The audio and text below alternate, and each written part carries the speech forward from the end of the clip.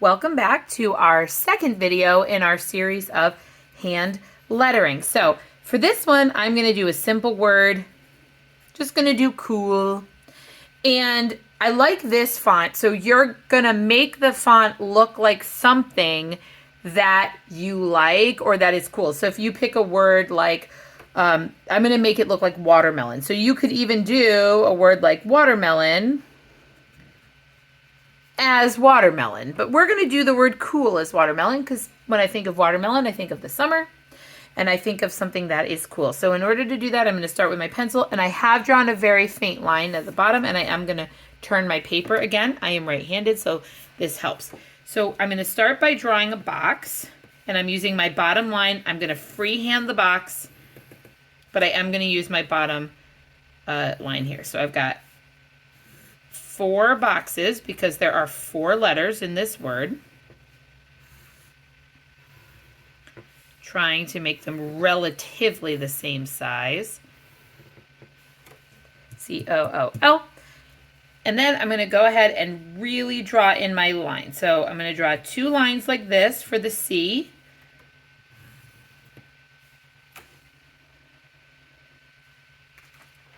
I realized I drew this in the wrong direction. I'm going to draw that way. There we go. So I've got my C like this. And then a big O, take up the entire box. Another big O. And I'm going to do a line like this, down, across for the L, up, like that. So cool, I've got this. So in and of itself, it's not that difficult to do. It's how you draw it and what you color it in with. So I'm going to go ahead and first trace my letter over with my Sharpie. And if you don't hit the pencil markings exactly, that is okay.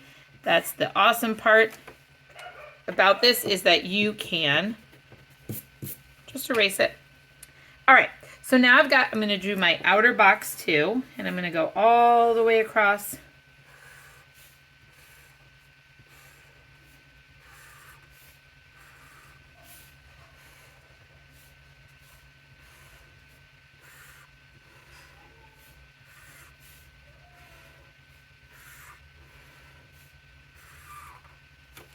All right, now I'm going to draw watermelon seeds. So I'm going to make each one of these boxes look like watermelon. So in order to do that, I'm going to draw these seeds in here.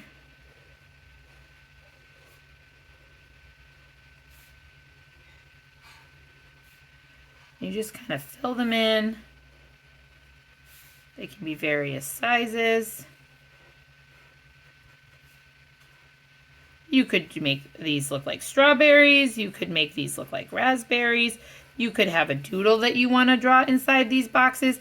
It's really anything that you like that kind of goes around the imagery of the word. And then you create the font through the use of the shapes and the use of color.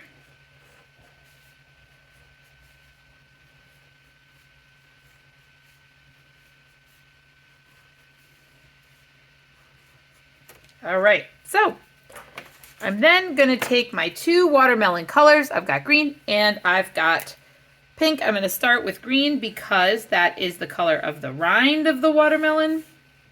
And I'm just going to color in the box.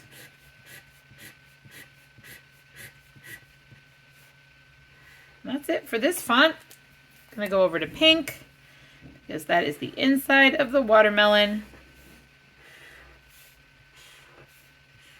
Then you get to make the fun decision of, are you going to go every other, or are you going to do green, pink, pink, green? And I think I'm going to stick to a traditional watermelon and do the rinds on the outside and the pink on the inside, even though I know the seeds aren't on the rinds, but it's the whimsical font.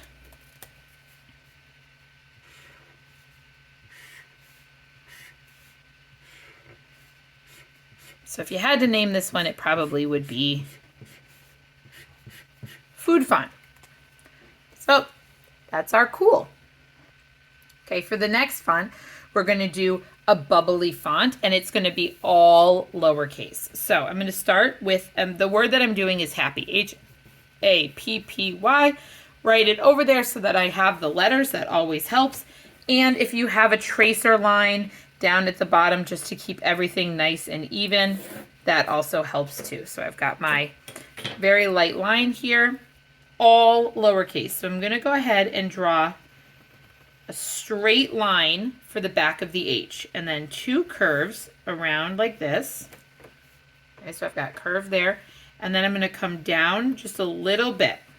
So straight line, curve, curve, then a line down, and then the hump of the H. So it goes over like that, come around, and then curve. So I've got straight line, curve, curve, line, another curve, and then the inside to connect. Now for my A, I'm going to do a lot like I did on my first video. So I'm going to come around like this with my line and then curve it like that. So come around and then curve and then around like this and a little bit of a curve inside. And then just a circle bubble. We're going to do all lowercase, so we draw a line down for the P, and the same thing as the H. You cap it off with a curve. You come down, and then you want to come down here. So I've got this shape, and then I come back up and around to connect, and then a circle inside it. And I'm going to do the exact same thing for the other side.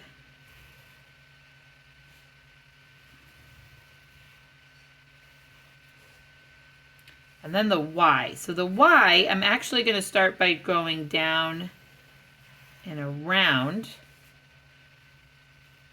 for the tail of the Y, because I find that's easier actually to do that first. And then I go around like this. And sometimes I get a little too wide and a little too low here. It's fine, we can fix it. That's the beauty of pencil, right? We can fix this, and then I'm going to just go in here and fix this area just a little bit. And there is my happy. And if you want to trace it out with a Sharpie, that always makes it stand out, and it's nice and fast, because once you have the letters down, it's very easy and very curvy to just kind of connect and flow. Very easily connect and flow as you go. One continuous line throughout the whole entire letter. It's nice and curved.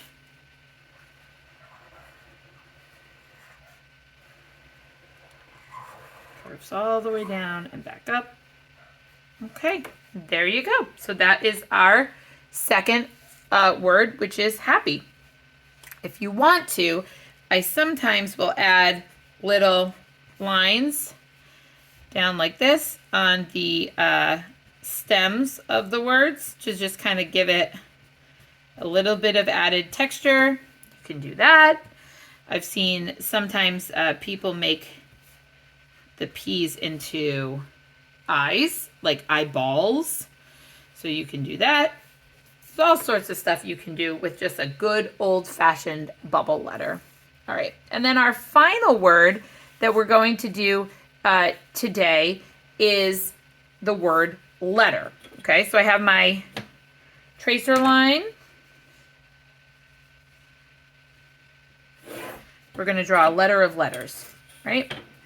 So for this one, I'm going to do small font, but all uppercase. So this was all lowercase, this was all uppercase. So again, I'm going to go straight down with the L and then straight across. My E is going to be uppercase but smaller. Uppercase but smaller. And then my T is going to be even with the top line of the E, and I'm really going to spread all of this out. I want a lot of room between these letters. The line of my E is in the upper third.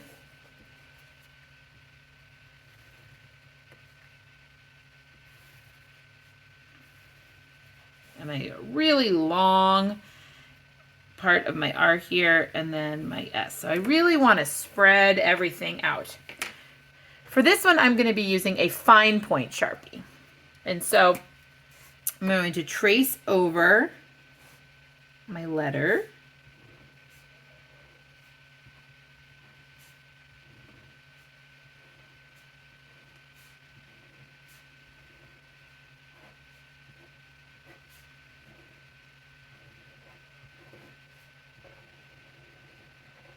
Okay, and then again, if it's not perfect, you can just take your eraser and erase that pencil. Nice and easy, like it never happened. Okay, so now we're going to kind of mimic what we did with the first word where we have this kind of block lettering, right? But instead of coming down, what we're going to do is add the lines down like this. We're going to come down again like that. But instead of coloring it in, we're going to add some texture in the lines. So I have two diagonals that come down, a diagonal that comes across like this. And then for this one, okay, we're coming down again off of the stem. You always want to come down first off of the stem, then across, and then just line it down. That's it. And then these are going to stay the same. This, I'm just going to go like that, directly down, and I'm going to leave the top nice and flat. I think that looks cool. Come down off of the stem again like this and connect, come across, connect the bottom, and then on the diagonal line. The cool part about that is that that line then blends right in, that corner piece blends right in, and you've got so many nice straight lines. But it's nice and easy to do. I can come down off the bottom of my S, curve it up.